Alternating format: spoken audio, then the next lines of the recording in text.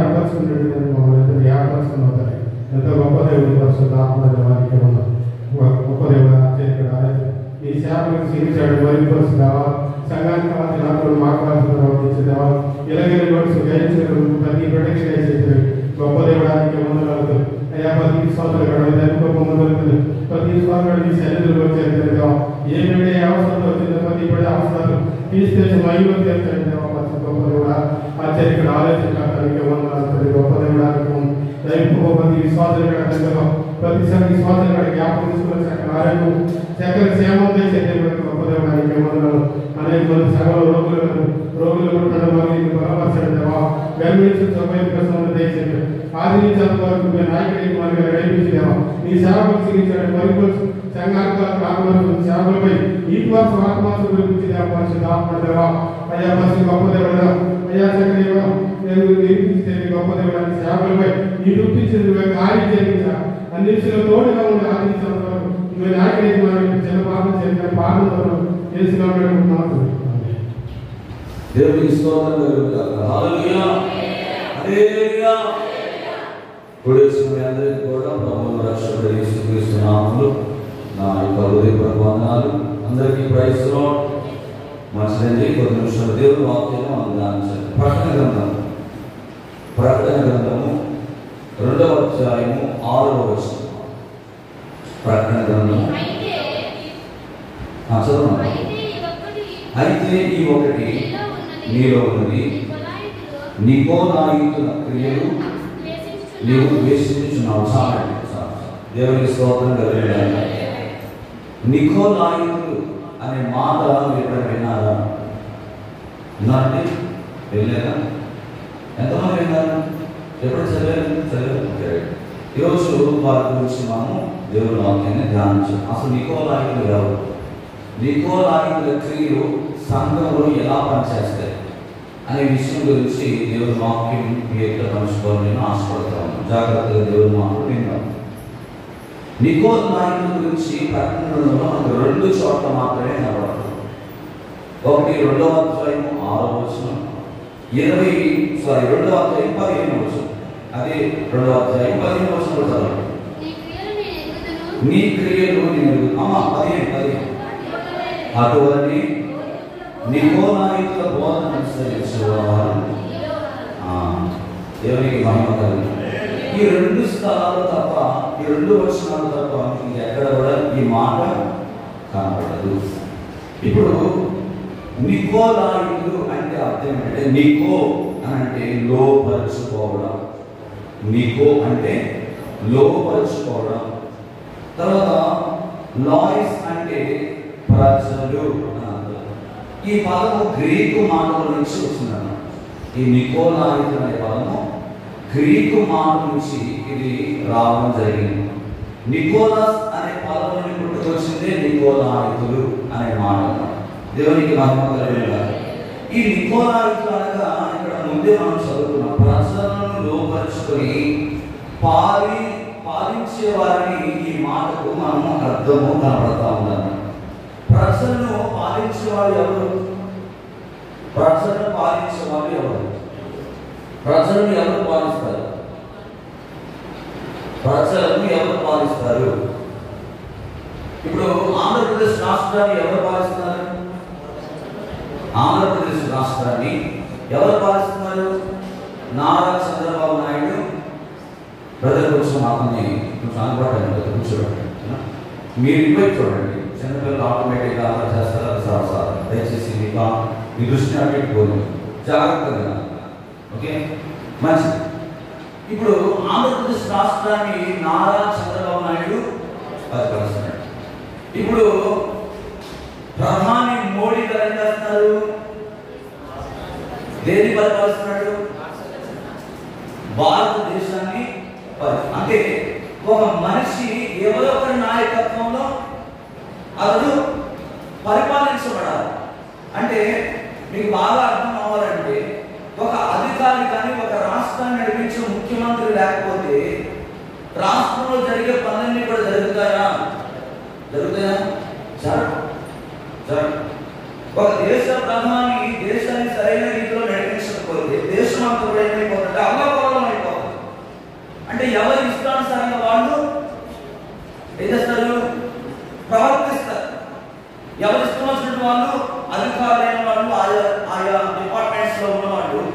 ఏం చేస్తారంటే వారి విచక్షణ అనేది ఎక్కువైపోయి ఇష్టం వచ్చినట్టు ప్రార్థన ఏం చేస్తారంటే వాళ్ళ యొక్క ఆలోచనలు తగ్గట్టుగా ఏం చేస్తారు, మనుషుల్ని పరిపాలిస్తారు. ఇప్పుడు ప్రధాని మోడీ అనే వారు ఉంటేనే ఆ కింద ఉన్న నాయకులందరూ కూడా, మంత్రులు కావచ్చు, ఎమ్మెల్యేలు కావచ్చు, ముఖ్యమంత్రులు కావచ్చు, మొత్తం టోటల్ అధికారులందరూ కూడా ఇప్పుడు ఎవరి ఆధీనంలో నడిపించబడతారంటే ప్రధాని మోడీ ఆధీనంలో. ఇది చెయ్యాలంటే చెయ్యాలి, ఇది చేయకూడదంటే చేయకూడదు. ఇటువంటి వ్యవస్థ అనేది మనకి లోపల కనపడదు. దేవుడు కూడా సంఘానికి ఒక వ్యవస్థ పెట్టాడు. దేవుడు కూడా సంఘానికి ఒక వ్యవస్థను పెట్టాడు. ఆ వ్యవస్థను సరైన రీతిలో నడిపించడానికి కొంతమందిని దేవుడు ఏర్పాటు చేసుకుంటాడు. ఆ ఏర్పాటు చేసుకున్న కొంతమంది ఏం చేయాలి, ఆ అప్పగింపబడిన బాధ్యతను ఎలా చేయాలండి, చాలా జాగ్రత్తగా నిర్వర్తించాలి. ఒక సంఘ బాధ్యతను మోయడం అంటే చాలా చాలా పోరాటంతో కూడిన పని. ఎందుకంటే 100 మంది యొక్క ఆలోచనలన్నీ కూడా సేవకుడు ఏం చేస్తాడు, మనసులో పెట్టుకుని. ఒక ఆయన వస్తాడు, అయ్యగారు ఇది చేయాలని అంటాడు. Okay brother. ఇంకో సిస్టర్ వస్తుంది, పాస్టర్ ఇలా చేస్తే బాగుంటుందండి. ఒక సిస్టర్ వచ్చి సలహా ఇస్తారు. ఇంకో పెద్ద వచ్చి అంటాడు, లేదు లేదు ఇలా చేస్తే బాగుంటుందని అంటాడు. ఇప్పుడు ఈ సంఘంలో ఉండే మాటలన్నీ కూడా చెప్పే ప్రతి వ్యక్తి ఒక మాట సేవకుడు ఏం చేయాలి, తీసుకోవాలి. తీసుకుని ఏం చేయాలి, పరిశుద్ధాత్మ దేవుని సభలో పెడితే ఆయన ఏం చేస్తాడు, ఆయన విధానంలో నడిపిస్తాడు. ఇప్పుడు మీకు అర్థమైందా, అర్థమవుతుందా లేదండి? ఇప్పుడు ఏమంటున్నాడు ఇక్కడ, మనం చదువుకునే 2వ అధ్యాయం 6వ వచనం ఏమంటున్నాడు, అయితే నీకొకటి నీలో నికోలాయితుల క్రియలు నీవు ద్వేషించుచున్నావు, నేను కూడా వీటిని ద్వేషించుచున్నాను. మీరు 26వ కీర్తన 5వ వచనం చదివితే అక్కడ ఒక అద్భుతమైన మాట మనకు కనబడదు. 26వ కీర్తన 5వ వచనం, 26:5 దుష్టుల సంఘము నాకు అసహ్యము, భక్తిహీనులతో సాంగత్యము. చాలండి. భక్తిహీనులతో సాంగత్యము చేయును అందా, చేయను అందా, ఏముంది, చేయను. హల్లెలూయా. ఏమంటాడండి భక్తుడు, ఏమంటాడు ఇక్కడ, దుష్టుల సంఘము నాకు, భక్తిహీనులతో నేను సాంగత్యము. ఈరోజు మనం ఎవరితో సహవాసం చేయాలి, ఎవరితో చేయాలి, దేవుడు. సంఘ పరిచర్య కొరకు ఏర్పాటు చేసేటువంటి 7 పరిచారకులతో కూడా ఒకడే ఉన్నటువంటి నికోలాయితులు అనేటువంటి అభిప్రాయం ఈరోజు చాలా మందిలో జీవిస్తాం, చాలా మందిలో కనపడతా ఉంది. ఇక్కడ ఏమంటున్నాడు, దుష్టుల సాంగత్యము నాకు, దుష్టుల సంఘము నాకు అసహ్యము, భక్తిహీనులతో నేను సాంగత్యము. అంటే ఈరోజు దుష్టులైన వారు సంఘంలో ఉన్నారు. వీళ్ళని బైబిల్ ఏమని చెప్తుందంటే నికోలాయితులు అనే పేరు వారికి పెట్టబడడం జరిగింది. నికోలాయితులు అనగా చెర పట్టుకుని పోయేవారని మరొక అర్థం బైబిల్ భాషలో. ఎలా అంటే పరిశుద్ధాత్మ దేవుడు ఒక విధానంలో సంఘాన్ని నడిపిస్తున్నప్పుడు ఆ సంఘంలో విభిన్నమైన బోధనలు తీసుకొచ్చేవారు ఎవరయ్యా అంటే ఈ నికోలాయితులే. ఇక్కడ ఏమన్నాడు, ఒక సంఘము నడిపించబడాలంటే ఆ సంఘానికి ఎంతమంది పరిచారకులు ఉన్నారంట, 7 పరిచారకులతో ఒక్కడైనటువంటి నికోలాయిను అనేటువంటి అభిప్రాయము సంఘంలో ఈరోజు చాలా మంది కలిగి ఉన్నారు. మీకు అర్థం అవడం చెప్తాను. ఈరోజు చాలా సంఘాల్లో విచ్ఛిన్నం అయిపోవడం గల కారణం, సంఘాల్లో సమాధానం లేకుండా ఉండడానికి గల కారణం ఏంటండి, వాళ్ళు ఎవరు సహవాసం చేస్తున్నారు, దుష్టుడైన సాతానుతో వారు సాంగత్యము సహవాసం చేస్తారు. అందుకే దేవుడు వారి గురించి మాట్లాడుతున్న మాట ఏంటంటే భక్తిహీనుల సాంగత్యము నేను. దేవుడు ఎవరితో సహవాసం చేస్తాడు, దేవుడు ఎవరితో సహవాసం చేస్తాడు, యథార్థవంతులతో దేవుడు సహవాసము చేస్తాడు, నీతి కలిగిన వారితో దేవుడు సహవాసం చేస్తాడు, పరిశుద్ధత కలిగిన వారితో దేవుడు సహవాసం చేస్తాడు, అన్యాయం చేయని వారితో దేవుడు సహవాసం చేస్తాడు, అక్రమాలు చేయని వారితో దేవుడు సహవాసం చేస్తాడు.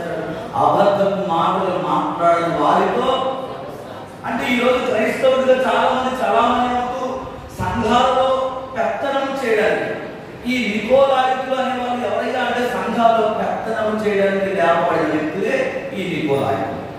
వీళ్ళు ఏమంటే వీళ్ళకి ఏం కావాలంటే అధికారం కావాలి, వీళ్ళకి ఏం కావాలంటే పెత్తనం కావాలి.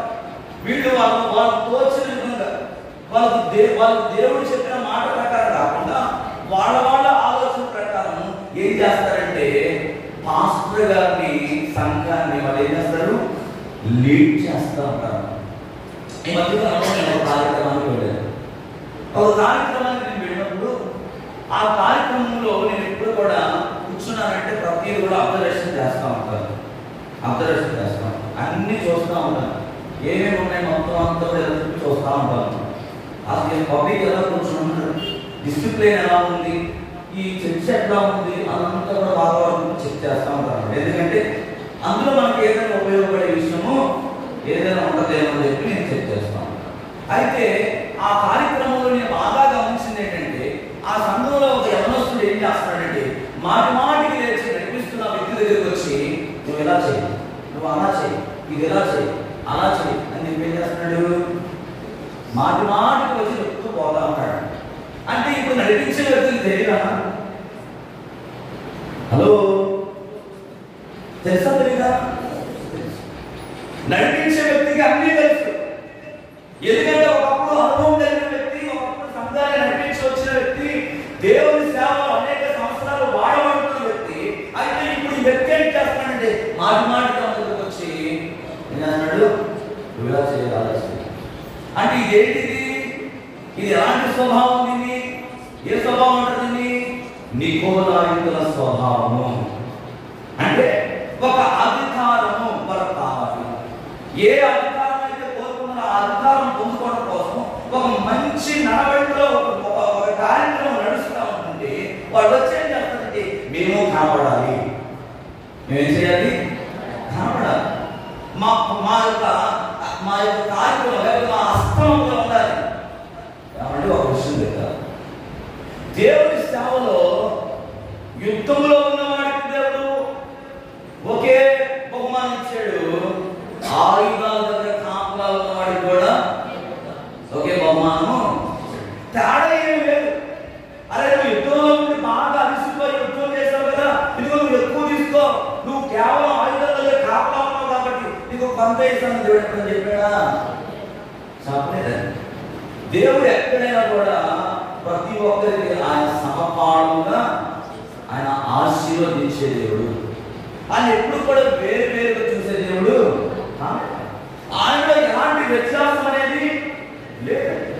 ఎక్కడైనా వ్యత్యాసం అంటే మనుషుల్లో మాత్రమే వ్యత్యాసం అనేది కనబడుతుంది. ఈ మనుషుల్లో వచ్చే ఈ వ్యత్యాసం అంతా ఎవరి ద్వారా వచ్చిందంటే మనం ముందు పెడితే యూదా పత్రిక 1వ అధ్యాయం 4వ వచనం. యూదా పత్రిక 1వ అధ్యాయం 4వ వచనం. యాలయనగా కొందరు రహస్యముగా జొరబడి ఉన్నారు, వారు భక్తిహీనులై మన దేవుని కృపను కామ దురాత్మలకు దుర్వినియోగపరచుచు మన అద్వితీయ నాథుడును ప్రభువైన యేసుక్రీస్తును విసర్జించుచున్నారు. ఈ తీర్పు పొందుటకు వారు పూర్వం నుండి సూచింపబడిన వారు, మూల భాష ఏముందంటే వ్రాయబడిన వారు అని కనబడుతున్నారు. దేవునికి స్తోత్రం కలుగును. హల్లెలూయా. సంఘానికి కొన్ని విషయాలు దేవుడు చెబుతూ సంఘం ద్వారా మనకు నేర్పిస్తున్న విషయం ఏంటంటే బైబిల్ గ్రంథంలో ఎఫెసీ సంఘం అనే సంఘం ఉంది. పౌలు భక్తుడు ఆ సంఘానికి ఏమని మాట్లాడుతూ రాస్తున్నాడంటే ఈ నికోలాయితుని అసహించుకుంటున్నాయి, నికోలాయితుల యొక్క బోధన నుంచి తప్పుకుంటున్నాయి అనేటువంటి అంశాన్ని పౌలు భక్తుడు ఎఫెసీ సంఘాన్ని గురించి మాట్లాడుతూ ఆయన రాస్తున్నాడు. ఇక్కడ మీకు అర్థం కావాలంటే ఎఫెసీ సంఘము నికోలాయితుని అసహించుకుంటూ ఉంది. వారి యొక్క బోధన నుంచి వాడు ఏం చేస్తున్నారు, వెలుగుతున్నారు.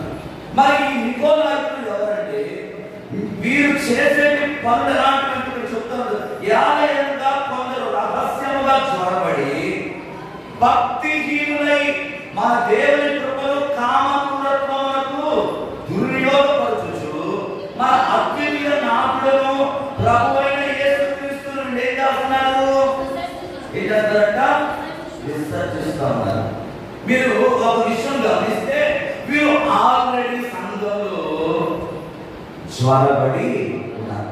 వీళ్ళ యొక్క పనులన్నీ కూడా ఆల్రెడీ ముందే చెప్పేంటి, వీరికి అధికారము కావాలి, వీళ్ళకి పెత్తనము కావాలి, వీరికి ఏంటంటే ఇతర విషయాల పట్ల కానీ వాళ్ళు అధికారం చెలాయిస్తూ ఇంకేం చేస్తారంటే సంఘం మీద అధికారం చేయడానికి వాడు ఏం చేస్తారంటే నికోలాయులు అనే స్వభావం ధరించుకొని వాడు ఏం చేస్తారంటే కామ దురత్వములకు దుర్వినియోగపరచు అద్వితీయ నాథులకు ప్రభు అయిన యేసుక్రీస్తుని విసర్జించి మేము ఏమి చేసినా మేము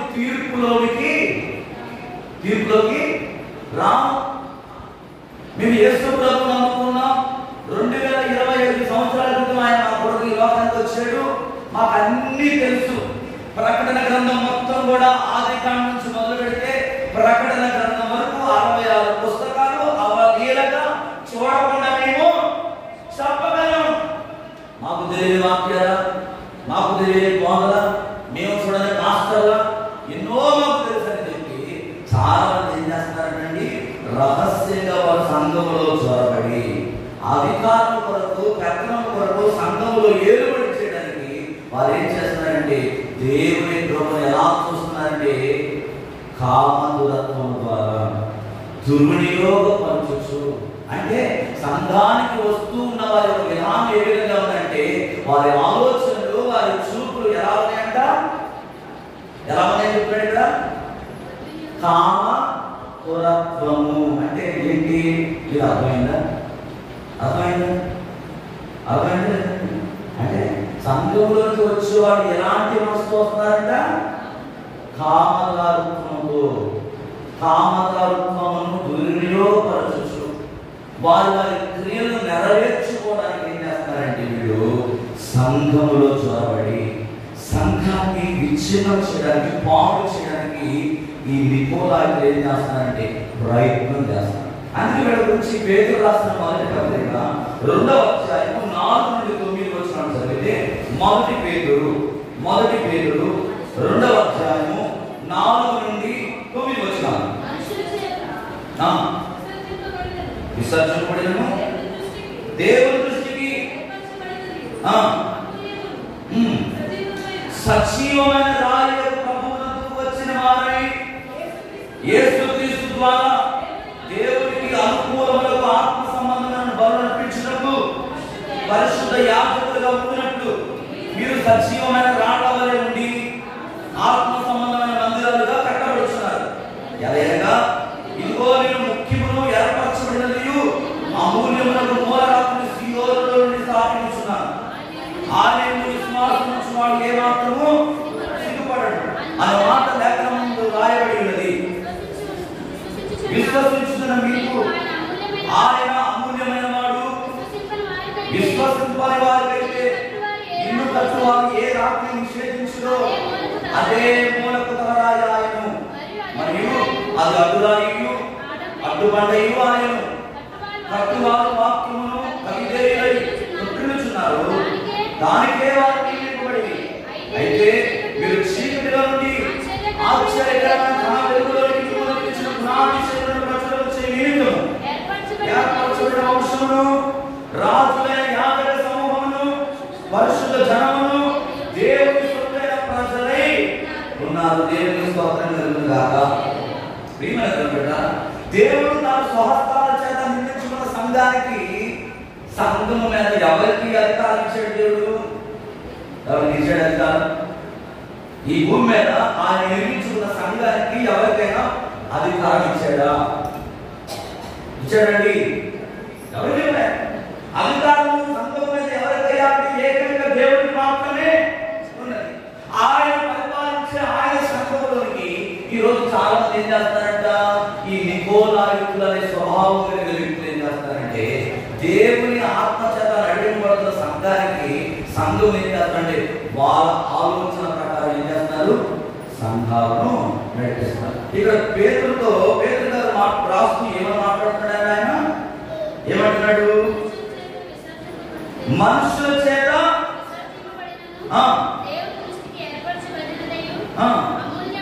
అమూల్యమును సజీవమైన రాళ్ళ వలె ఆత్మ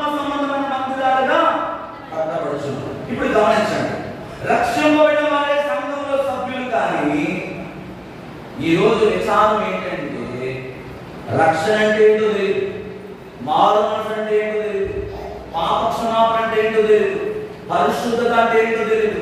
ఇటువంటి విధానాలు తెలియని వారు ఏం చేస్తున్నారు? సంఘంలో సంఘ పెద్దలుగా చలామణి అవుతున్నారు. బాగా అర్థం చేసుకోవాలి. ఇలా ఏం లేదు, రక్షణ అంటే ఏంటో తెలియదు, మారు మనసు అంటే ఏంటో తెలియదు, పరిశుద్ధమైన జీవితం అంటే ఏంటో తెలియదు, ఇంకా నీతి అంటే ఏంటో తెలియదు. ఇవేమీ లేకుండా ఏం చేస్తున్నారంట? ఏం చేస్తున్నారు? దేవుడు నడిపించాల్సిన సంఘాన్ని వారి చేతుల్లోకి తీసుకొని ఏం చేస్తున్నారు? పెత్తనము చేస్తా ఉన్నారు, అధికారం చలాయిస్తున్నారు, దేవుని సేవను ఆటంకపరుస్తూ ఉన్నారు. ఈరోజు చూడండి, సంఘాలు ఒకే తండ్రి కడుపులో నుంచి వచ్చినాయి. ఆ సంఘము ఆది సంఘము ఒకటైతే ఈరోజు ఎన్నైపోయినాయి? కోపంగా అయిపోయినాయి. మన ఒక పాస్టర్ వచ్చారు, ఆయన మీటింగ్స్ పెట్టుకుంటా ఉన్నాడు, ఉపవాసాలు జీవ పండుగ. ఆ పాస్టర్ చెప్తున్నారండి, దాదాపుగా ఇంచుమించు 25-30 సంవత్సరాల నుండి ఒక మరి సారా దుకాణంతో నింపబడిన ఒక పాత్ర. ఒకప్పుడు సారా కొట్టు అంటారు. ఆ సారా కొట్టుని ఆ అమ్మ మారు మనసు పొంది బాప్తిసం తీసుకుని ఆ పాస్టర్ గారికి ఆ పాత్రం ఇచ్చిందంట. బాబు, నువ్వు ఎక్కడి నుంచో వచ్చావు, దేవుని సేవ చేయడానికి కనుక ఈ పాత్రలో ఉండి నీవు ప్రభు పరిచయం చేయడానికి వచ్చావు కాబట్టి ఈ పాత్ర ఉండి సేవ చేయాలి. భయంకరమైన సారా వాసన, ఇంటర్గాన్ని కూడా కొండలే, సారా తయారు చేసే కొండలు అన్ని అలాగే ఉన్నాయి. అటువంటి కార్య పాటలు ఆయన తన బిడ్డలు పెట్టుకొని సేవ చేస్తున్నాడంట. సేవ చేస్తూ అనేకమైన ఇబ్బందులు ఎదుర్కొంటూ అనేకమైన కష్టాలను ఓర్చుకుంటూ ఆయన సేవ చేస్తే ఆ సేవను దేవుడు అద్భుత రీతిగా ఆశీర్వదించాడు. ఆశీర్వదించిన తర్వాత ఏమైందంటే, అదే సంఘంలో ఒక యవనస్తుడు తీసి వాళ్ళ కుటుంబాన్ని మొత్తం ఒక 10 మంది తీసుకుని పోయి పగలంతా జొమాటోలో స్విగ్గీలో ఏం చేస్తున్నాడు? డెలివరీ చేసుకుంటూ రాత్రి అవగానే ఏం చేస్తున్నాడు? ఆ 10 మందిని పెట్టుకొని అల్లేలు వేసుకుంటే మనం ప్రార్థన చేస్తున్నాడు. ఇప్పుడు ఈయన ఎవరు? ఈయన ఇటువంటి వాళ్ళంతా ఏ కోపం చెందిన వాడు? ఎవరు చెప్పాను నేను? నికోలాయితో తావకు చెందినవాడు. అంటే ఒక విషయాన్ని గమనించండి, ఆ సేవకుడు ఎంతో బాధలతో, ఎంతో ఆత్మల పట్ల భారం కలిగి తిండి తెప్పలు మానేసి ఉండడానికి సరైన నివాసం లేనప్పుడు, కరెంటు లేనప్పుడు, రోడ్లు లేనప్పుడు, కార్యక్రమంలో తన కుటుంబాన్ని పెట్టుకొని ఆయన ఒక్కొక్క ఆత్మను సైకిల్ మీద కాళ్ళ తిరిగి ఆయన సేవ చేసుకున్న ఆత్మను నడిపిస్తే ఇప్పుడు ఏం చేస్తున్నాడు? కొంతమంది ఏం చేస్తున్నాడు? సేవ ఎలా అయిపోయింది సార్? భయంకరంగా తయారైపోయింది. ఇప్పుడు ఆ సేవకుడు చెప్తున్న మాట ఏంటంటే, ఒకప్పుడు ఆ గ్రామంలో ఆయన ఒక్కడే సేవకుడు అంట. ఇప్పుడు ఎన్నైపోయిందో తెలుసా? ఒక 10-12 మంది అయిపోయాడు. పక్కపక్కనే ప్రభు చేయమన్నాడు అంట. వాక్యంలో చెప్పాడా దేవుడు? వాక్యంలో చెప్పాడా? చెప్పలే. వాక్యంలో ప్రవేశించడం తెలుసా? మీరు ఎన్నడూ దున్నబడిన బీడు భూములను దున్నమన్నాడు ఆయన.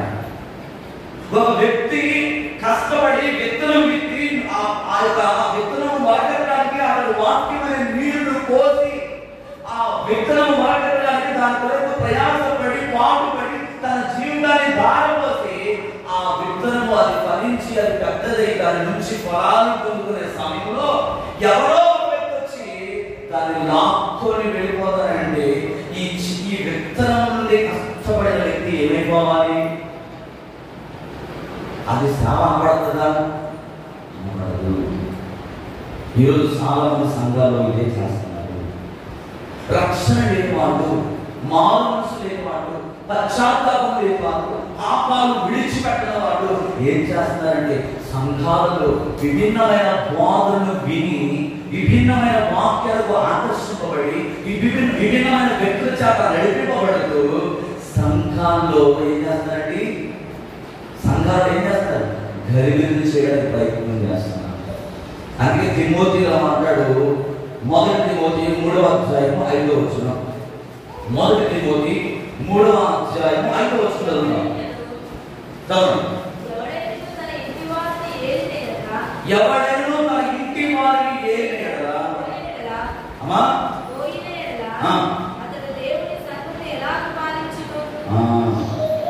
ఏంటంట? ఎవడైనా తన ఇంటి వారిని నేరకపోయిన ఎడల అతడు దేవుని సంఘమును మొదట మనం ఎక్కడ కట్టుకోవాలి? ఎక్కడ కట్టుకోవాలి? ముందు మన ఇల్లు కట్టుకోవాలి. మన ఇల్లే సక్రమంగా లేదు, మన జీవితమే సక్రమంగా లేదు, మన నడవడికే సక్రమంగా లేదు, మన సంఘాన్ని నడవడించరా? హలో, అర్థమవుతుందండి? పౌలు ఏమంటున్నాడు? ఎవడైనాను తన ఇంటి వారిని నేరకపోయినా అతడు దేవుని సంఘమును. అలాగే కొరింథీ మొదటి కొరింథీ 12:27 చదవండి. 27 మొదటి కొరింథీ 12:27 చదవండి. మొదటి కొరింథీ 12:27 వేరువేరుగా అవయవములై ఉన్నారు మరియు దేవుని సంఘములో మొదట కొందరిని అపోస్తలుగాను, పిమ్మట కొందరిని ప్రవక్తలుగాను, పిమ్మట కొందరిని బోధకులుగాను, అటు పిమ్మట కొందరిని అద్భుతములు చేయవారుగాను, తరువాత కొందరిని స్వస్థపరచు కృపావరములవారుగాను, కొందరిని ఉపకారము చేయవారుగాను, కొందరిని ప్రభుత్వము చేయవారుగాను, కొందరిని నానా భాషలు మాట్లాడేవారుగాను. అంటే చూడండి, ఒక వ్యక్తి సంఘమును నడిపించాలంటే దేవుడు ఏం చేస్తాడు?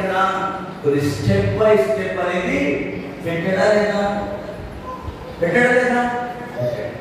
ఒక సేవకుడు సంఘాన్ని నడిపించాలంటే ఇదిగో ఈ మెట్లన్నీ కూడా దాటుకుంటూ రావాలి. అర్థమవుతుందా? ఈ విధి విధానాలు కావాలి. అందుకే అంటున్నాడు, నీవు సంఘం అంటే మొదటిగా నీ ఇంటిని నువ్వు యాగం. కొంతమంది ఉంటారు భర్త మాట అసలు మారలు వినే, భర్త మాట ఎంత సంఘంలో వస్తే మాత్రం ఏదో ఆయన మీద ప్రేమ ఆధారం ఉన్నట్టు వచ్చేటప్పుడు ఇద్దరు కూడా చేయి పెట్టుకుని వస్తారు. ఒకసారి చేయి పెట్టుకుని వస్తారు సంఘానికి. కానీ ఇంట్లో పరిస్థితి ఉన్నది, ఇంట్లో పరిస్థితి ఉన్నది ఇష్యూ ఆయన ఒక గదిలో పడుకుంటే ఈ ఒక గదిలో పడుతుంది. ఆయన ఉండిన కూర ఏం నచ్చదు, ఆ పనులు ఏం నచ్చు, ఈయన పనులు ఆమె నచ్చు. ఒకే ఇంట్లో ఉంటారు. నాకు తెలిసిన ఒక కుటుంబం ఉంది. ఆ కుటుంబం ఏంటంటే చాలా మంచి కుటుంబం, మంచి ఆధ్యాత్మికంగా మంచి దైవ తలాంతులు కలిగిన కుటుంబం. కానీ ఆ భర్తకి ఆ భార్య మీద సరైన ప్రేమ అనేది, వాళ్ళు ఇద్దరు కూడా ఒకే ఇంట్లో ఉంటున్నారు. కానీ దాదాపుగా 17 సంవత్సరాల మధ్య మాటలు లేదు. బయటకు మాత్రం ఇద్దరు సంతోషంగా కనబడుతున్నట్టుగా సమాధానం చూపిస్తున్నారు. కానీ ఇంట్లో మాత్రము మాట. ఆ భార్య జ్వరం వస్తే ఆమె అలా మోడల్ కూర్చొని మురుగుతూనే ఉంటది. కానీ ఈ భర్త కనీసం ఒక పారాసిటమాల్ టాబ్లెట్ తీసుకెళ్ళి కూడా భార్యకు ఇచ్చే దాఖలాలు. ఆ అప్పుడు ఆమె మురిగి చాపైతే లేచి ఆ పనులు చేసుకుంటూ వండుకొని తిని అంత పరిస్థితి అన్నమాట. అయితే ఒక రోజు దైవ సేవకుడు దేవుని సన్నిధిలో ఆరాధన చేస్తున్నప్పుడు దేవుని నామాన్ని కనపరుస్తూ దేవుని అభిషేకంతో నింపబడి ఆ దైవ సేవకుడు ఏం చేస్తాడంటే ప్రవచిస్తా ఉన్నాడు. ప్రవచిస్తూ ఏమని మాట్లాడుతున్నాడంటే, దేవుడు నా ప్రియ సహోదరుడా, నువ్వు అనేక సంవత్సరాల నుండి దేవుని కృప నాకు తోడుగా ఉంది. నువ్వు ఏది చేసినప్పుడు దేవుడు నన్ను చూస్తా ఉన్నాడు, నాకు కాపుదలు ఇస్తా ఉన్నాడు, నాకు భద్రతలు ఇస్తా ఉన్నాడు, నాకు క్షేమాలు ఇస్తున్నాడు. నువ్వు భ్రమలో బ్రతుకుతున్నావు. నువ్వు ఎప్పుడో దేవుని కృపని బయట వెళ్ళిపోయావు. దేవుడు చూపించే ప్రేమను నువ్వు దూరం అయిపోయావు. ఈ రోజు నువ్వు ఆకర్షిస్తున్నది, నువ్వు నడిపిస్తున్నది ఏంటంటే దుష్టుడైన సాతాను యొక్క ఆధీనంలో నువ్వు ఉన్నావు. దుష్టుడు నడిపించబడిన రీతిలో నువ్వు నడిపించబడతా ఉన్నావు. నీ భార్యకి నీకు సమాధానం లేదని ఇలా మొత్తం అంతా కూడా దైవ సేవకుడు దేవుని ఆత్మచేత నింపబడి ప్రవచనంగా మాట్లాడుతూ చెప్తా ఉన్న తర్వాత అంతా అయిపోయిన తర్వాత ఆ సేవకుడు ఎంత ఉన్నాడు, ఈ రాత్రి దేవుడు మనకి ఎంతమందిని దర్శించాడు అని చెప్పి ఆ సహోదరుడు సిగ్గుపడకుండా ఏమి కూడా ఆలోచించకుండా లేచి నిలబడొచ్చి ఇప్పుడు దైవ సేవకుడు దేవుని ఆత్మచేత నింపబడి మాట్లాడే విషయం అంతా కూడా నా గురించి, నేనే అటువంటి జీవితాన్ని జీవిస్తున్నాను, నేనే ఆ వ్యక్తిని అని చెప్పి అందరి ఎదుట నిలబడి తను పశ్చాత్తాపడి మారు మనసు పొంది అక్కడే తన రోత జీవితాన్ని విడిచిపెట్టేసేసి ఇప్పుడు ఏం చేస్తాను తెలుసా? అద్భుతమైన పరీక్షలే కుటుంబం అంతా దేవుడి సేవ చేస్తున్నారు. హల్లెలూయా. దేవుడు ఎప్పుడు కూడా అన్యాయస్తుడు. అందుకనే మన జీవితంలో దేవుడి కార్యం జరగాలంటే మొదట మన ఇంటిలో నుండే రక్షణ అనేది ప్రారంభమని. మన ఇంటిలో నుండి దేవుడి కార్యాలు ప్రారంభమైనప్పుడు సంఘంలో కూడా దేవుడు ఆటోమేటిక్గా మనం ఏం చేస్తాడు? వాడుకుంటాడు ఆయన. హల్లెలూయా. ఆయన ఎవరినైనా వాడుకుంటాడు. ఎవరిని కూడా ఆయన నిష్ప్రయోజకులుగా ఉంచేవాడు కాదు. దేవుడు మనం పుట్టించాడంటే మన తల్లిదండ్రుల నుండి ఆయన తలాంతులను ఇచ్చి పుట్టించాడు. ఇక్కడ కూర్చున్న మీలో చాలా మంది అనేక రకాల తలాంతులు మీకున్నాయి. అయితే ఆ తలాంతుల ద్వారా దేవుడిని మీరు కనపరచాలంటే వాడబడాలంటే ఇదిగో ఇక్కడ చెప్పబడిన ఈ స్టెప్స్ అన్నింటినీ కూడా ఏం చేయాలి?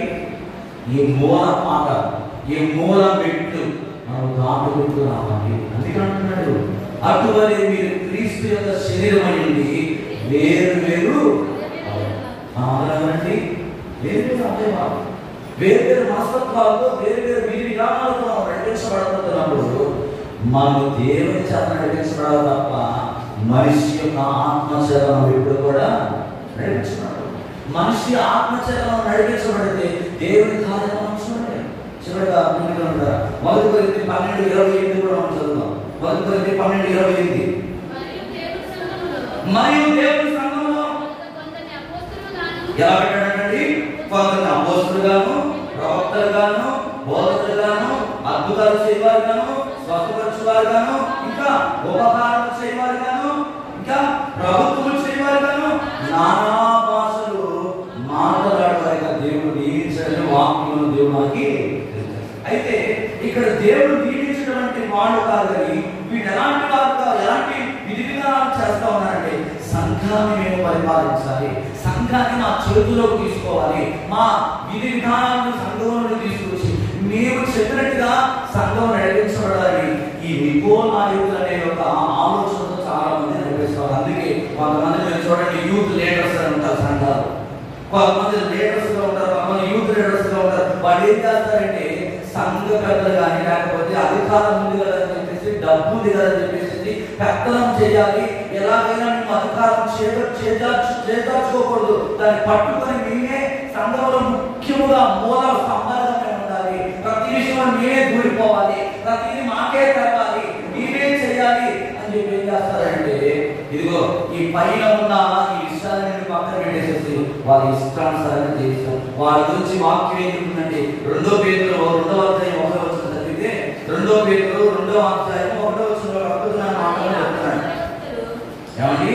మరియు అబద్ధ ప్రవక్తలు ప్రజల్లో ఉంది, అటువలనే మీలో అబద్ధ బోధకులు ఉన్నారు, వీరు తమ్మును కొన్న ప్రభువును కూడా విసర్జించు, తమకు తామే శీఘ్రముగా నాశనము కలగజేసుకోవచ్చు, నాశనం కలిగిన తరము భిన్నాభిప్రాయములు రహస్యంగా ఏం చేస్తారంట?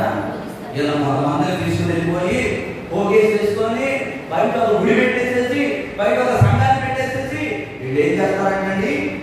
వీళ్ళు ఏం చేస్తారంట? ఏం చేస్తారు? అబద్ధ బోధకులుగా మీరు కొనిన ప్రభువును కూడా విసర్జించి తమకు తానే శీఘ్రముగా నాశనం కలగజేసుకోవచ్చు, నాశనకరము భిన్నాభిప్రాయములు రహస్యంగా ఏం చేస్తారు? బోధిస్తారు. అంటే ఏం తెలియదు? వీళ్ళకి ఏం తెలియదు? వాక్యము తెలియదు. వీళ్ళకి ఏం తెలియదు అంటే సత్యం తెలియదు. వీళ్ళకి దేవుని వాక్యం మీద సరైన అవగాహన ఉండదు. వీళ్ళు నేర్చుకున్న వాళ్ళు అనుకుంటారు ఏంటంటే నేను పట్టుకున్న కుందేలకి 3 కాళ్ళు అంటాడు అన్నమాట. అదే కాదు, ఆయన 4 కాళ్ళు జంతువులు అంటే లేదు 3 కాళ్ళ జంతువు, నువ్వు చెప్పేది రాంగ్, వాక్యంలో ఇలా ఉంది కదా అని ఏదో పట్టుకొని దాన్ని పట్టుకొని ఏం చేస్తారు? ఊరాడుతా ఉంటారు. వీళ్ళు ఎవరయ్యా అందుకని అంటాడు, ఇదిగో నా రాకడ సమయంలో అబద్ధ బోధకులు బయలుదేరి ఉన్నారు, వారు మిమ్మల్ని అసత్యములను నడిపిస్తారు, వారు మిమ్మల్ని చెరకు తీసుకుని పోతారు, కనుక మీరు మెలుకుగా ఏం చేయమంటున్నాడు? ప్రార్థన చేయమంటున్నాడు. అందుకే సంగమా, ఈ రాత్రి కాల సమయంలో దేవుడికి అప్పగించింది ఏదైతే ఉందో, నేను పరిచయం కొరకు దేవుడు నియమిస్తే పరిచయం చేయి, నేను అపోస్తులుగా దేవుడు పెడితే అపోస్తులను చేయి, నేను ప్రవక్తగా పెడితే ప్రవచించే పని చేయి, నేను బోధకుడిగా పెడితే బోధకుడు పని చేయి, నిన్ను అద్భుతాలు చేసే పని పెడితే నువ్వు అద్భుతాలు చేసుకుంటూ వెళ్ళు, నిన్ను స్వస్థపరిచే కృపావరాన్ని దేవుడు స్వస్థపరచుకుంటూ వెళ్ళు, నేను ఉపకారం చేసే స్థితిలో దేవుడు ఉపకారం చేసుకుంటూ వెళ్ళు, నువ్వు ఒక ప్రభుత్వం చేసే పరిస్థితి దేవుడికి ఇస్తే ప్రభుత్వం చేసుకుంటూ వెళ్ళు, నువ్వు భాషలు మాట్లాడేవాడు అయితే భాషలు మాట్లాడితే కానీ ప్రవక్త చేసే పని ప్రవక్త చేయాలి, బోధకులు చేసే పని బోధకులు చేయాలి, అద్భుతాలు చేసేవాళ్ళు అద్భుతాలు చేయాలి, ఇంకా స్వస్థపరిచేవాళ్ళు స్వస్థపరచాలి, భాషలు మాట్లాడేవాళ్ళు భాషలు మాట్లాడేపోయి ప్రవక్తలు నిలబడి చేయకూడదు, బోధకుడేమో బోధకుడు చేసే పని స్వస్థత కార్యాలు చేసేవాడు బోధకుడు పని చేయకూడదు, ఇలా వేరు వేరుగా చేయకూడదు. ఇది దేవుడి చట్టం కానే కాదు. దేవుడు ఎవరికి ఏ పని అయితే ఆపగించాడో దాన్ని సరైన రీతిలో మనం ఏం చేయాలి? దేవుడి రాజ్యానికి వెళ్ళాలంటే ఒకటే ఒక ఉద్దేశం. ఈ నికోలాయికులు అనే స్వభావం అంటే సంఘంలో రక్షణ లేకుండా, నేను రక్షింపబడిన వాళ్ళ గురించి మాట్లాడటం లేదు కానీ రక్షణ లేని వాళ్ళ గురించి నేను మాట్లాడుతున్నాను.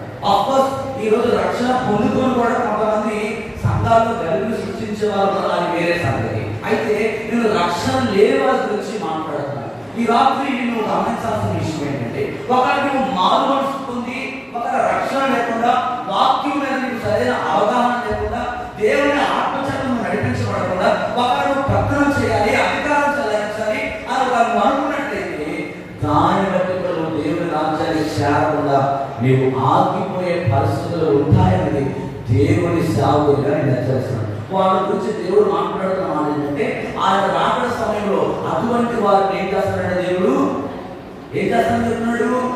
ఉమ్ము వేస్తానంటున్నాడు. అటువంటి స్వభావం కలిగిన మనుషుల మీద ఆయన ఏం చేస్తానంటే ఉమ్ము వేస్తాను.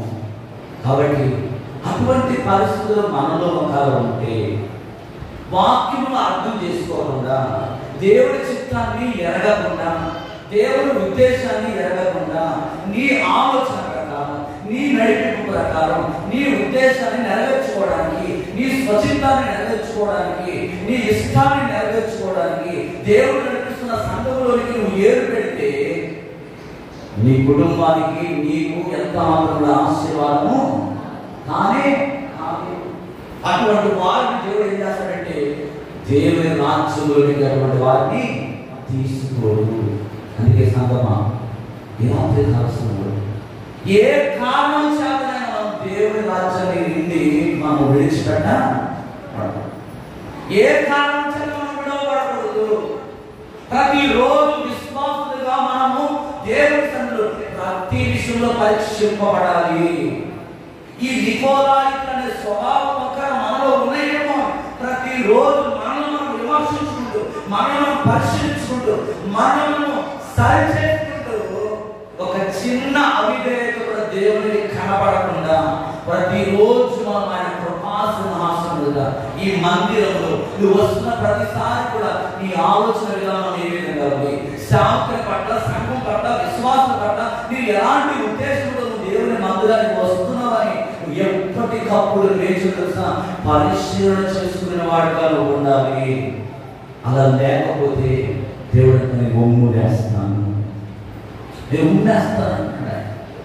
కనుక ఇన్ని సంవత్సరాలు మనం భక్తి చేసి, ఇన్ని సంవత్సరాలు దేవుడితో నడిచి, ఈ చివరి దినాల్లో ఏదో అధికారం కోసమో, పెద్దల కోసమో, స్వలాపేక్ష కోసమో దేవుని నీతిని పక్కన పెట్టేసేసి, దేవుని ఉద్దేశాన్ని పక్కన పెట్టేస్తే ఇంతకాలం నడిచినంతా కూడా బూడిదలో పోసిన పన్నీరు అయిపోతుంది.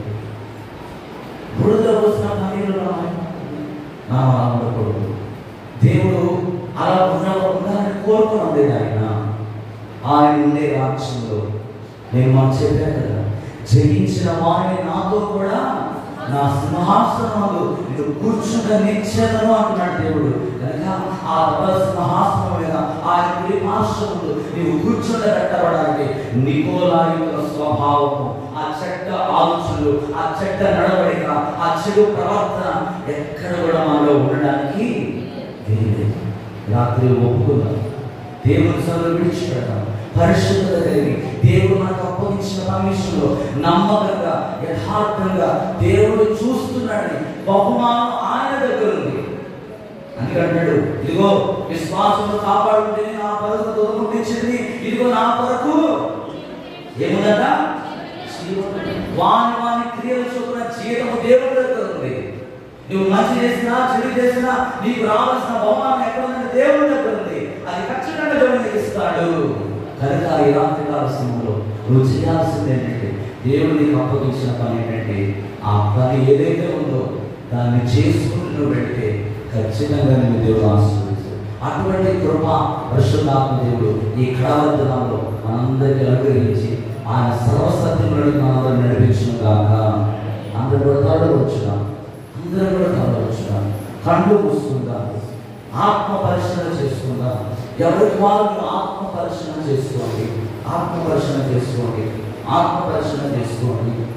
ఇదిగో మొదట నీలో ఒకటి నికోలాయుల క్రియలను ద్వేషించున్నావు, నేను కూడా వాటిని ద్వేషించున్నాను అంటున్నాడు. రెండవదిగా అటువలనే నికోలాయుల బోధన అనుసరించిన వారు మీలో ఉన్నారని పద్మాసు దీపంలో యోహాను గారితో దేవుడు మాట్లాడుతూ ఉన్నాడు. సంఘాన్ని హెచ్చరిక చేస్తా ఉన్నాడు, సంఘమును దేవుడు పురుకొల్పుతా ఉన్నాడు, సంఘాన్ని ప్రేరేపిస్తా ఉన్నాడు. అపోస్తుల బోధయందు, రొట్టెలు విరుచుటయందు, సహవాసమందు, ఎడతెగని ప్రార్థనయందు ఈ బోధ కాకుండా వేరొక బోధను సాధనగా ఏం చేస్తాడంటే ఈరోజు సంఘాలలోకి తీసుకొస్తున్నాడమ్మా. దయచేసి కళ్ళు మూసుకొని ప్రభు సన్నిధిలో ప్రార్థన చేయండి, మీ హృదయాన్ని దేవుడికి అప్పగించుకోండి. అయ్యా, నీకు ఇష్టమైన పని నేను చేసేవాడుగా ఉంటాను ప్రభా. నీకు ఇష్టం లేని ఏది కూడా నా జీవితంలో ఉండకూడదు ప్రభా. నీకు ఇష్టం లేని ఏది కూడా నీ హృదయాన్ని గాయపరిచేది ఏది కూడా నేను చేయకూడదు ప్రభా. ఎవడైనను తన ఇంటిని మొదలు ఏలబడతాను, తన ఇంటిని నేరవాడు సంఘమును ఏలలేడు. మొదట రావాల్సింది నీ కుటుంబంలో మారు మనసు, నీ వ్యక్తిగత జీవితంలో మారు మనసు రావాలి.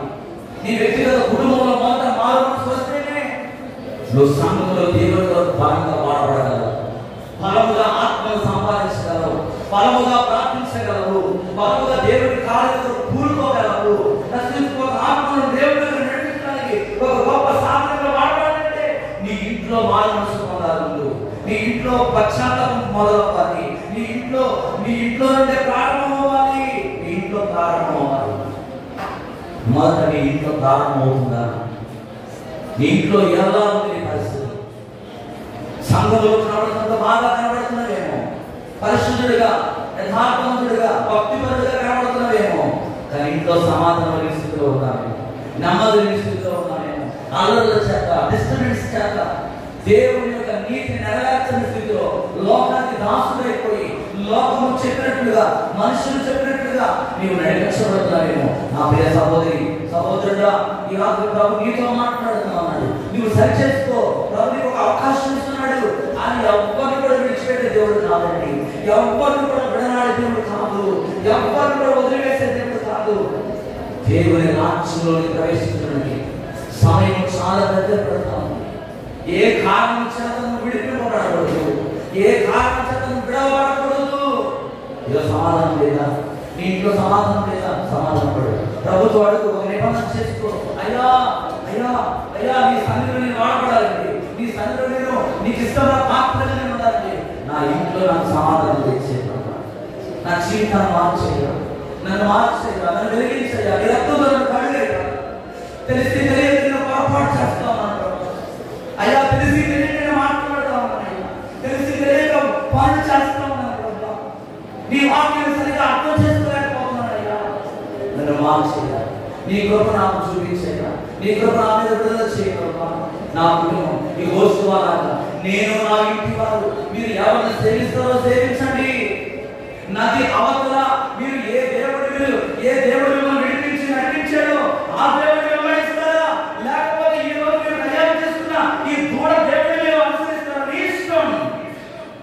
నేను మాత్రం యెహోవాని సేవిస్తాను, ఆయనని ఆరాధన చేస్తాను, ఆయనని వెంబడిస్తానని యెహోషువ తీర్మానం తీసుకుంటా ఉన్నాడు. ఈరోజు నీవు కూడా తీర్మానం తీసుకో. ప్రేమగల తండ్రి, పరిశుద్ధుడా మీకు వందనాలు, ఆశ్చర్యకరుడా, ఆలోచనకర్త మీకు వందనాలు, భగవంతుడైన దేవా నీకు వందనాలు తండ్రి. నిత్యుడకు తండ్రి నీకు స్తోత్రం నాయన, స్తోత్రం నాయన, స్తోత్రం తండ్రి. ఇదిగో నాయన, ఈరోజు ఈ సాయంకాల సమయంలో నికోలాయితులు ఎవరు, వారి పనులేంటి, వారి క్రియలేంటి, వారి సంఘంలో ఏ విధంగా వారు ప్రవర్తిస్తున్నారనే విషయాల గురించి పట్టణ గ్రంథం నుండి మాతో మీరు మాట్లాడేది. ఇదిగో ఎన్నో విషయాలు మా ముందు పెట్టేది, ఎన్నో విషయాలు మాతో మాట్లాడేది. పరిశుద్ధాత్మ దేవ, ఈ రాత్రి మమ్మల్ని సరిచేయాలి, ఈ రాత్రి నీ రక్తంతో మమ్మల్ని కడుగు ప్రభా, మమ్మల్ని పరిశుద్ధపరిచేయ, మమ్మల్ని ప్రభా నీ స్వార్థంలో నీకు మమ్మల్ని మార్చేయ, నీ రూపంలో నీకు మమ్మల్ని మార్చేయ, నీకు ఇష్టమైన పాత్రలు మేము వాడడానికి నీకు మాకు దయచేయ ప్రభా. యేసయ్యానికి వందనాలు ప్రభా, యేసయ్యానికి వందనాలు. ఇదిగో ఎవడైనా తన ఇంటి వారి యాన లేకపోయినా అతడు దేవుడి సంఘంలో ఎలా పేరుని చెప్తున్నావు తండ్రి. ఎవరైనా దయచేసి మాకు మాలను దయచేయండి అయా, పశ్చాత్తాపంతో కూడా ఉదయం కార్యం చేయండి. ఏ కారణం చేత నేను విడవబడకూడదు ప్రభా, ఇదిగో నేను దొంగలే వస్తున్నాను అని చెప్తున్నావు తండ్రి. వారి క్రియలు చెప్పిన జీవితం మీకు ఇచ్చాను అంటున్నావు ప్రభా. మాకు ఇవ్వబడిన అయ్యా పరిచయం ఏదైతే ఉందో, నీవు కొందరిని అపోస్తులు గాను, బోధకులు గాను, ప్రవక్తలు గాను, సువార్తికులు గాను, స్వస్థత చేసేవారు గాను, కృపావరణ చేత ఇదిగో భాషలతో నానా విధమైన ఆత్మ వరములతో నీవు నింపుకొని వాడుకుంటున్నావు. ఎవరి పని వాడు చేయడానికి నీ ఆలోచన జ్ఞానం తెచ్చేయండి, నీ చిత్తం నెరవేర్చడంలో అలుపు పెరగని వారిగా, అయ్యండి అలసిపోని వారిగా, ముందుకు శక్తికి మించిన కష్టపడినట్లుగా సహాయం చేశారు. నశించుకున్న ఆత్మహత్యలైన ప్రార్థించడం ప్రతి ఒక్కరు సిద్ధపరచండి ఆయన. నీకు వందనాలు. మా సంఘంలో ప్రతి బిడ్డలు దర్శించండి. ఈ వాక్యం ఎంతమంది అయితే వింటూ ఉన్నారు ప్రభా, ఎంతమంది అయితే లైవ్ లో ఈ వాక్యం వీక్షిస్తూ ఉన్నారు, సంఘంలో ఎంతమంది ఈ మాటలు వింటున్నారు, ఈ రాత్రి విన్న ప్రతి బిడ్డన వారి హృదయాన్ని సరి చేసుకొని ప్రభా, ఇక నుండైనా నికోలాయితుల స్వభావం విడిచిపెట్టి ఆ బోధ చేసే వారిని అసహించుకొని నిన్ను వెంబడించడానికి నీ గొప్ప దయచేయమని ప్రార్థన చేస్తున్నాను.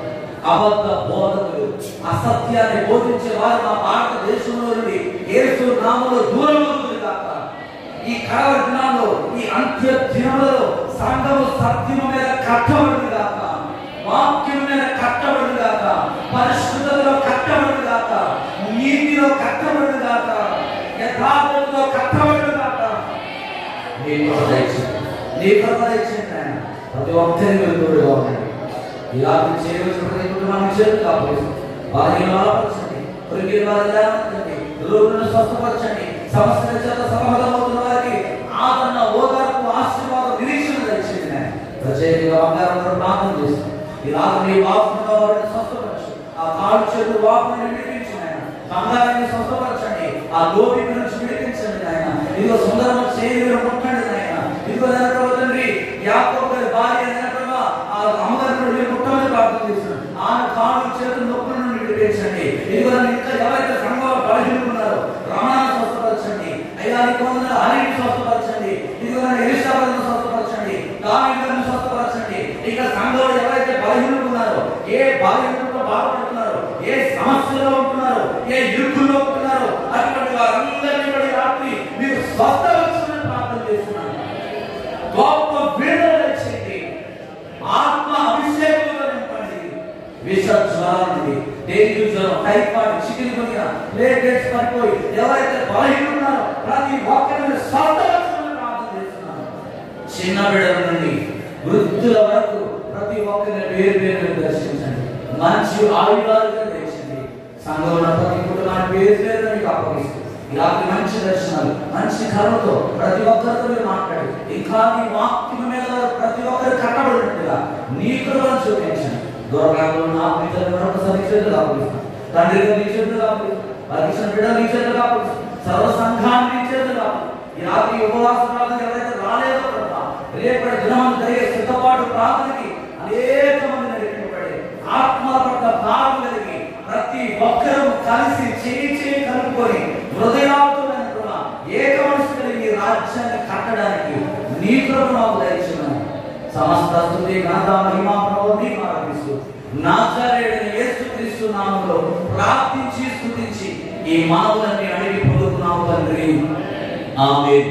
మన పరమ తండ్రి దేవుని ప్రేమ, కుమారుడు రక్షకుడు యేసుక్రీస్తు వారి కృప, పరిశుద్ధాత్మ దేవుని నిత్యమైన సమాధానము సంగతి తరలించడానికి లోకమున సకల పరిశుద్ధులకు దూర ప్రాంతంలో ఆత్మీయ కుటుంబానికి ఇప్పుడు ఎల్లప్పుడూ సదాకాలంలో సర్వసత్యములను నడిపించును గాక. ఆమేన్. సత్యమేచి శివరత్మేచి ప్రవేశ సంపూర్ణ అపారకుడు అంతనాశం యేసు నామానికి జయము కలుగును గాక. ఆమేన్. ఆమేన్. అందరికీ ప్రైజ్ ది లార్డ్. అందరికీ వందనాలు.